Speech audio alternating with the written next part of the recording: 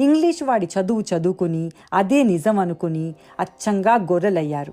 అందుకే మనకి మన బుర్ర మీద నమ్మకం లేదు, మన రంగు మీద, మన భాష మీద నమ్మకం లేదు. వారు అనగా తెల్లవారు మనకిచ్చిన చదువు గొప్పదనుకుని అదే చదువు చదువుకుని బానిసలమయ్యాం. మనకి మనమే విమర్శించుకుని పాతాళంలోకి పడిపోతున్నాం. ఏనాడు మనం చెస్ ఆటలో బిషప్ని తీసేసి రథాన్ని మార్చుకుంటామో ఆనాడే భారతదేశానికి స్వేచ్ఛ వచ్చింది అని అర్థం. ఈసారి క్రైస్తవ సోదరులకు ఒక విన్నపం. ప్రవీణ్ పగడాల లాంటి వారు తెల్లవాడు అంతవాడు ఇంతవాడు సంస్కారం మనకి నేర్పాడు, మనం అనాగరికులం పనికి రాని వాళ్ళం అంటే పళ్ళు రాలగొట్టేలాంటి ప్రశ్నలు అడగండి.